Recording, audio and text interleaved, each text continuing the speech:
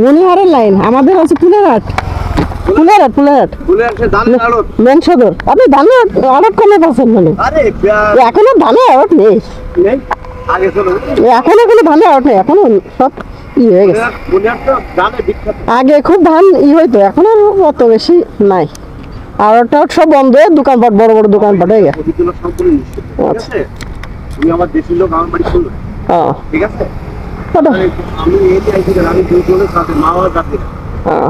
আমার বাধ্য হচ্ছে এসে আপনাদের আসতে পারেন।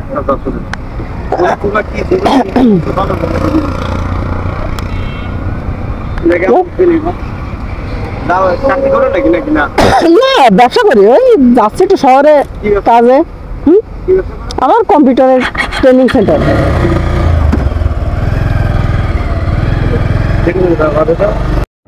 আসসালামু আলাইকুম, হ্যালো এভরিওয়ান, কেমন আছেন সবাই? তো এই জায়গাটা সবাই চেনে, কারণ এটা হচ্ছে পদ্মা সেতু টোল প্লাজা। তো আমি যখনই যাতায়াত করি তখন এখানে এসে মাঝে মাঝে একটু থামি, যদিও বা এখানে থামার পারমিশন নয়, তারপরও থামছিলাম। তো ওই চাচার সাথে পরিচিত হলাম। চাচা আমাদের দেশীয় এবং উনি চিনে, আলাপ আলোচনা তো হলোই। তো এখানে আমরা টোলটা দিয়ে নিই, 100 টাকা করে যেহেতু টোল দিতে হয়। টোলটা দিয়ে আমরা, সব থেকে ভালো হয় খুচরো টাকা কাছে রাখবেন। আর দ্বিতীয়ত হচ্ছে পদ্মা সেতুটা এমন একটা জায়গা, আপনি যতবারই যান না কেন ততবারই ভালো লাগবে। আমি কিন্তু অনেকবার, অসংখ্যবার গিয়েছি, আর কখনো বাসে গিয়েছি, কখনো বাইকে গিয়েছি, এভাবে প্রতিনিয়ত যাচ্ছি এবং অনেকে যাচ্ছে, বাট কেউ বলতে পারবে না যে আমি বারবার যাওয়ার কারণে এই জায়গাটা আমার ভালো লাগে না। এটা কেউই বলবে না, কারণ আমাদের বাংলাদেশের মধ্যে বিশেষ করে এই এরিয়া ঢাকা মানে মহাসড়কের ভিতরে এই পদ্মা সেতুর এই সেতুগুলোই ভালো লাগে এবং এই রোডগুলোই ভালো লাগে। আর সিলেট, চট্টগ্রাম, বান্দরবন এইগুলোর কথা নাই বা বললাম, ওটা আরও দূরের ব্যাপার এবং ওইগুলোও অনেক ভালো। আর পাহাড়ি অঞ্চলগুলো তো আরও বেশি মনোমুগ্ধকর। তো আসলে সত্যি কথা বলতে আমার খুবই ভালো লাগে, এই কারণে আমি অলস টাইম চেষ্টা করি যে পদ্মা হয়ে যাওয়ার জন্য। আর এখন যদিও বা এসে আপনি যদি মাওয়া হয়ে যান বা ওইদিকে ফেরি পারাপার করেন, ভিড় কমে গেছে, তুলনামূলকভাবে ভিড় কমে গেছে। বাট সময়ের দিক থেকে যদি আমি বলি তাহলে হচ্ছে এই দিক থেকে আপনার সময়ও বাঁচে এবং খরচও তুলনামূলক আমার কাছে কম মনে হয় আর কি। এখানে আপনি যদি, আমরা যশোর থেকে যারা ঢাকার উদ্দেশ্যে যাই, টোটালি হচ্ছে 185 থেকে 90 কিলোমিটার টোটাল আমার পদ্মা হয়ে যায়। আর আমি ফেরি হয়েও গিয়েছি, অনেকবার গিয়েছি। তবে যদি মাঝে মাঝে ফেরি পারাপার করেন সেখানেও একটা রিল্যাক্স হয়। ওখানে আধা ঘন্টা মতন একটা নদীর মাঝখানে ঘোরাফেরা দেখা হয়, সেটাও আপনি করতে পারেন। আর টোটালি আপনি যদি পদ্মা পার হতে চান তাহলে পদ্মা পার আপনার কিন্তু বাইক, এটা নর্মাল গতিতে গেলেও বাইক আপনি 7 থেকে 8 মিনিট টাইম লাগে, ঠিক আছে? তো চলুন আমরা একসাথে যাই আর দেখি।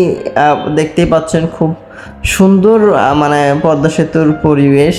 ওই সাইডে দেখতে পাচ্ছেন যে পানি কিন্তু এখন কম আছে, হ্যাঁ পানি কম আছে বিধায় কিন্তু এই সাইডগুলো যে রোড পর্যন্ত কিন্তু পানি ওঠেনি। কিন্তু পানি যখন অনেক বেশি হয়, এখন কিন্তু বর্তমানে পানির এই সিজন আসতেছে, কারণ আমি এখন যে ভয়েস ওভার দিচ্ছি, সো এই সময়টা কিন্তু বৃষ্টির সময়। তো এই বৃষ্টির সময় কিন্তু একেবারে কানায় কানায় পানিতে ভরে যাবে। আপনারা এই যে যাইতে যাইতে দেখতে পাচ্ছেন যে মাঝখানে জায়গায় জায়গায় কিন্তু শুকনা, ওই যে ওই জায়গার মাটিগুলো বা বালুগুলো কিন্তু একটু উঁচু, এই কারণে। তো যখন এই অনেক বৃষ্টি হবে তখন কিন্তু পানির লেয়ার অনেক উপরে উঠবে, দেন আপনার এই যে চারি সাইড যেটা আছে এগুলো কিন্তু ভরে যায়, ঠিক আছে? আর এই ব্রিজটা এমনভাবে তৈরি করা হয়েছে, ইনশাল্লাহ যত উপরে উঠুক না কেন, আমাদের বিশেষ করে বাংলাদেশ এর বন অঞ্চল এবং পারিপার্শ্বিক অবস্থা মিলে যেভাবে তৈরি করা হয়েছে, তাতে করে পানি এর উপরে উঠবে না, লেয়ারটা সেইভাবে আর কি তৈরি করা হয়েছে। তো বিষয়টা হচ্ছে আপনারা দেখুন, পূর্বেও দেখেছেন, আবারও দেখুন, আপনাদের কাছে কেমন লাগছে বা কেমন লাগে। আমার কাছে দারুণ লাগে। আর সব মিলিয়ে বলবো ঘোরাটা তো আমার অনেক ভালো লাগে, আর হয়তো সবারই ভালো লাগে। কেউ কেউ ঘুরতে পারে, কেউ কেউ পারে না, কারণ কারোর হয় কি, মানে বিশেষ করে আমাদেরও এমনটা হয়ে ওঠে কিছু কিছু সময় যে ঘুরতে মন চায়, বাট ব্যবসা বাণিজ্য অথবা আর্থিক অবস্থা সব মিলিয়ে না ঘোরা হয়ে ওঠে না। যেমনটা আমি এখন আমার বর্তমান অবস্থার কথা বলি, মাঝে মাঝে মনে হয় যে ঘোরাটা অনেক ভালো, ঘুরেছি, অনেক খরচ করেছি, সেটা ঠিক আছে, আনন্দের জন্য ঘুরেছি, বাট কিছু কিছু সময় এমনটা মনে হয় যদি আমি ওই টাকাগুলো জমিয়ে রাখতাম তাহলে কিন্তু অনেক অনেক টাকা হয়ে যেত, যেটা দিয়ে হয়তো আমার আরও একতলা বিল্ডিং হয়ে যেত। তো সেটা এরকম না যে অনেকে বলবে ভয়েসটা, এখন যদি ভয়েস স্টেশনে অনেকে বলবে তাহলে আপনি না ঘুরে আরও একতলা বিল্ডিং তৈরি করতেন। তো সেটা হচ্ছে এমন যে ঘোরাটা আসলে একটা মনের একটা ব্যাপার, ঠিক আছে? কেউ কেউ শুধু ঘুরেই যায়, আর কেউ কেউ টাকা জমিয়েই যায়, নিজের জন্য কিছুই করে না অথবা নিজে কোনো ভোগ করে না। হ্যাঁ, তো আছে আমাদের, মনে করেন আমাদের জেনারেশনের আগের জেনারেশন, মানে ধরেন আমাদের বাপ চাচার জেনারেশন, তাদের জেনারেশনটা এমন ছিল তারা শুধু পরিশ্রম করেছে, ফলস্বরূপ তারা কিন্তু ভোগটা কম করে, কারণ তারা যে পরিশ্রমটা করে তারা মনে করে এত কষ্ট করছি, এত পরিশ্রম করছি, এই পরিশ্রমের টাকাগুলো নষ্ট করব না, কিছু গড়ি। আর আমাদের জেনারেশন, আমরা কি আমাদের জেনারেশন আর তাদের জেনারেশনে কিন্তু কখনোই আপনারা মিল করতে পারবেন না। কারণ কি, আমাদের জেনারেশনে আমরা চাই হ্যাঁ কিছু করব, বাট আমরা মানে উপভোগ করব, এক কথায় অর্থ খরচ করতেছি ঠিক আছে, কিন্তু উপভোগটা করে যাব। জমানো তো মেন্টালিটি সে বিষয়ে আলাদা, অনেক অনেক ইনকাম করে অনেক অনেক জমানো সে বিষয়ে আলাদা। বাট আমাদের একটা মন আছে যে আমরা খরচ করি, আমরা ঘুরি, বাট তাদের মনটা হচ্ছে তারা শুধু পরিশ্রম করে, ঘুরতে চায় না বা নিজেকে কিছু দিবে সেটা চায় না, কারণ তারা সবসময় মনে করে যে না, আমরা যেটা পরিশ্রম করতেছি, আমরা যেটা জমেছি, হয়তো আমার সন্তানগুলো ভালো থাকবে, সেই উদ্দেশ্যে করে। কিন্তু তারা কিন্তু চাইলে পারে, কিন্তু করে না অধিকাংশ মানুষ। আর এটা বলছি মিডিল ক্লাস ফ্যামিলি থেকে আমরা যারা আসছে তাদের কথা বলছি। এবার আসি যারা হাই ক্লাস বা হাই প্রোফাইলে যারা আছে, তারা কী করে? হ্যাঁ, তারা বিজনেস করতেছে বা তারা যাই করতেছে, প্রচুর প্রচুর ইনকাম করতেছে, প্রচুর প্রচুর খরচও করতেছে, এবং তাদের বাচ্চা কাচ্চাদেরও সেইভাবে মাইন্ডসেট করা হচ্ছে, তাদের বিষয় আলাদা। বাট আমাদের অধিকাংশ দেখা যায় যে মিডল ক্লাস ফ্যামিলি থেকেই আমরা বেশি উঠে আসি, বা আমাদের প্রিভিয়াস জেনারেশনে কিন্তু ঠিক ওরকমই। তো আমার ভিডিও যারা দেখছেন বা আশেপাশে বিশেষ করে অবস্থান করে, অথবা আমি আমাদের বাংলাদেশে কিন্তু ধরেন আমি কত ধরবো, 70% আছে মিডিল ইস্ট, 30% আছে ধরে নিলাম হাই প্রোফাইল বা ধনী সম্ভ্রান্ত পরিবারের। তো এই 70% আর 70%-এর ভিতরে আবার ধরো 20-30% আছে একেবারে লোয়ার ক্লাস। তো তাদের ক্ষেত্রে কথা নাই বা বলি মিডিলের ভিতরেও কিন্তু যদি বলি এভাবে আর কি, এভাবে আছে।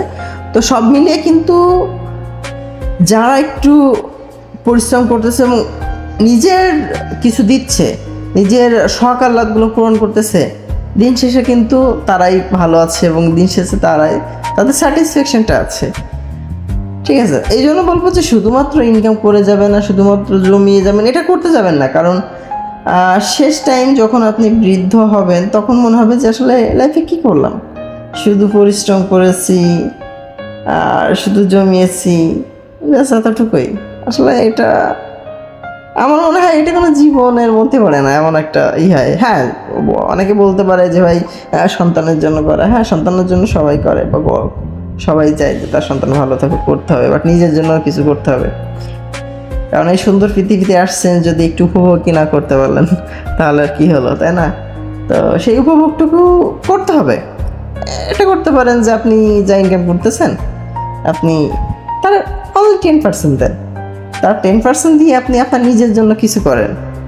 হ্যাঁ, তাহলে অন্তত বলতে পারবেন যে না আমি কিছু করেছি। যেমন আমি আমার কথা বলি, আমি এখন যতটুকুই বয়স আর যেভাবে ঘুরেছি ফিরেছি, আমার কিছু স্মৃতি আছে, বা আমি এমন কিছু কিছু কাজ করেছি যে কাজগুলো দ্বারা আমি আমার নেক্সট জেনারেশনকে বলতে পারবো যে এই করেছি, এখানে ঘুরেছি, এমন এমন পরিস্থিতির শিকার হয়েছি। এখন অ্যাডভেঞ্চার কোয়ালিটির কিছু কিছু কাজ আমার আছে, যেটা আমি মানে একান্ত নিজেই করেছি, যেটা আমার সাথে অন্য কেউ শেয়ার হয়নি বা আমি অন্য কারোর সাথে নিয়ে করি নাই, নিজে নিজে করেছি। এমন কিছু কিছু কাজ, এমন কিছু কিছু স্মৃতি আপনার থাকা প্রয়োজন, যে স্মৃতিগুলো আপনার মনে পড়লে আপনি আনন্দিত হবেন। আপনার নেক্সট জেনারেশনগুলো শুনলে তাদেরও মনে হবে যে না, আমার দাদা, আমার বাবা, আমার চাচা এনারা এনজয় করেছে বা এনারা কিছু করেছে। তো জাস্ট কথা বলতে বলতে অনেক কিছু বলে ফেললাম, অলরেডি পদ্মা সেতু পারও হয়ে গেলাম দেখতে দেখতেই। তো এই সাইডে আপনারা দেখছেন, এই সাইডে কিন্তু একটা বামে একটা সুন্দর আছে, লিপলান্স নামের একটা হোটেল আছে, খুব সুন্দর। এখানে এই জায়গাটাই, এখান থেকে যেতে হয়। সো আপনারা যারা চান এখানে যেতে পারেন। আমি কয়েকবার গিয়েছি কিন্তু ভিতরে ঢোকার সৌভাগ্য হয়নি। বিশেষ করে এই সাইড থেকে আমরা যারা যশোর থেকে যাই তারা ডাইরেক্ট যেতে পারবে, আর যারা ঢাকা হয়ে আসে তারা ওই পাশ থেকে ঘুরে, আমি মেবি 100% শিওর না, তবে আমি যতটুকু দেখেছি এখানে রোড হচ্ছে, আপনি যখন এই পদ্মা ঢাকা থেকে আসবেন তখন পদ্মা বাম সাইডটি গিয়ে নিচে থেকে একটা রোড আছে, সেখান থেকে গিয়ে ঘুরে দেন আবার ওই জায়গায় আসতে হয়। একটু ঘুরতে হয় বেশি আর কি, বাট জায়গাটা সুন্দর, আর আমাদের যশোর থেকে আরও বেশি ইজি। তো যাই হোক, অনেক কথাবার্তা বললাম, আপনারা ভিডিওটা দেখতে থাকেন। আর কথা না বাড়াই, আসলে প্রচুর পরিমাণ উপদেশ দিই, অথচ নিজে মানি না, এই হচ্ছে ব্যাপার। মানি না তা না, মানি, ভালোই মানি, যতটুকু পারি মানার চেষ্টা করি। ব্যবসা করি, অনলাইনে জব করি, অফলাইনে জব আছে, কত কিছুই না করি লাইফে, আহা কাজের শেষ নাই। তো হয়তো বা যারা একটা কাজ নিয়ে পড়ে থাকে তাদের সফলতা বেশি দ্রুত আসে, আর আমরা যারা অনেক অনেক কাজ নিয়ে পড়ে থাকি তাদের সফলতা একটু কম আসে। কারণ কি, আমরা অনেক বিষয় নিয়েই চলতে চাই, অনেক কিছু খাইতে চাই, এই হচ্ছে কারণ। এই কারণে আমরা একটু সফলতা কম হই। তো যাই হোক, আপনারা মেন্টালিটি সেট করেন, যারা বিজনেস করবেন তারা আসলে কেমন বিজনেস করবেন, লং টাইম ধরে করবেন এমন একটা টপিক নিয়ে বিজনেস করেন। আর যারা চাকরি করবেন তারা মনে করেন যে না, আপনি আসলে শুধু চাকরিই করবেন, তাহলে সেই লেভেলের একটা চাকরি খুঁজেন, অথবা নিজেকে প্রপার তৈরি করেন। ঠিক আছে, যে আমার দ্বারা চাকরি হবে এবং আমি চাকরিই করব, লং টাইম 10-20-30 বছর চাকরি করব, সেই মেন্টালিটি নিয়ে পড়াশোনা করেন, অথবা সেই মেন্টালিটি নিয়ে আপনি ধাপে ধাপে আঁকান, নিজেকে মানে এস্টাবলিশড করেন। চাকরি করলে একটা চাকরি ধরবেন, সেই চাকরির একটা জ্ঞান অর্জন শেষ, ওই চাকরি ছেড়ে দেন, দেওয়ার পরে আপনি পারলে বেটার কিছু যদি পান সেটাই যান, গিয়ে যদি সেই বেটারটাই আপনার বেটার মনে হয় তাহলে এবার আপনি ওখানে লং টাইম থেকে যান। কত বছর? 2, 10, 15, 20 বছর থেকে যান, তাহলে আপনি সাকসেস হবেন। বাট আপনি যদি মনে করেন যে আমি একটা জব করেছি, কত স্যালারি হয়েছে 15,000, তাহলে আর একটা নতুন জায়গায় কত দিচ্ছে 17,000, যাই চলে ওখানে, তারপরে কত দিচ্ছে 20,000, যাই চলে ওখানে চলে গেলেন। এভাবে বাড়তে বাড়তে হয়তো 25-এ গিয়ে বা 30-এ গিয়ে ঠেকলো, এরপরে আর যতই ছাড়েন ধরেন কাজ হচ্ছে না। কিন্তু যদি একটা জায়গায় থেকে যেতেন এবং ওই জায়গাটায় আপনি 15 বছর 20 বছর দিতেন, তাহলে কিন্তু ওই 15, 20, 18 যার জন্য আপনি চাকরি ছেড়েছেন, এটা কিন্তু আপনাকে 30, 40, 50-এ রূপান্তরিত করতো। কারণ কি, ওখানে আপনার অভিজ্ঞতা অর্জন হতো, ওখানে আপনি একটা লং টাইম হতো, আপনি ওখানে একটা পাওয়ার পেতেন। ঠিক আছে, পাওয়ার পেতেন। তো এই বিষয়গুলো বুঝবেন, আসলে আপনি কোন লেভেলে থাকতে চাচ্ছেন সেটা আপনার অন্য কেউ করে দেবে না, নিজেকে সেইভাবে তৈরি করতে হবে। ঠিক আছে, কারণ এই দুনিয়ায় কেউ কারোর নাই। আপনি যে উপরে উঠতেছেন এটা কেউ চায় না, সবাই চায় যে আপনার পাশে যে আছে তার নিচে আপনি থাকেন। সো নিজে বড় হইতে হলে নিজেকেই তৈরি করতে হবে। অন্য কারোর হেল্প নিয়ে যদি বড় হইতে চান খুব কঠিন, আর কেউ করেও না। তো যাই হোক, ভালো থাকেন সবাই, অনেক কথা হলো, নেক্সট টাইম আরও অনেক কথা হবে। আমরা এক ভিডিওর মধ্যে আমরা 2টা সেতু পার করেছি, এক পদ্মা সেতু, তারপরে এই সেতুটার নাম আমি জানি না, সঠিক ভুলে গিয়েছি। তো এই সেতুটাও কিন্তু বেশ বড়। তো ঠিক আছে, সব মিলিয়ে দেখতে থাকেন। আমি এই জায়গাগুলো আমার এত ভালো লাগে, আমি মনে হয় যে উল্টে যদি পারতাম তাহলে উল্টতাম, বাট পড়ার তো কোনো অপশন নাই, তাই না? তো ঠিক আছে, অনেক কথা হলো, প্রায় 15 মিনিট ধরে বকবক করতেছি। এই যে আমার 14 মিনিট 51 সেকেন্ডের ভিডিও আমাদের প্রায় শেষের পথে। ঠিক আছে, তো সব ভালো থাকেন, অবশ্যই লাইক করবেন, শেয়ার করবেন, আশা করি ভালো লাগবে। আর বিভিন্ন ধরনের ভিডিও পাবেন, বিভিন্ন ধরনের টপিক নিয়ে সামনে ভিডিও আসবে, দেখবেন, আশা করি ভালো লাগবে। তো ঠিক আছে, সবাই ভালো থাকেন, দেখা হবে নেক্সট ভিডিওতে। Thank you for watching my video.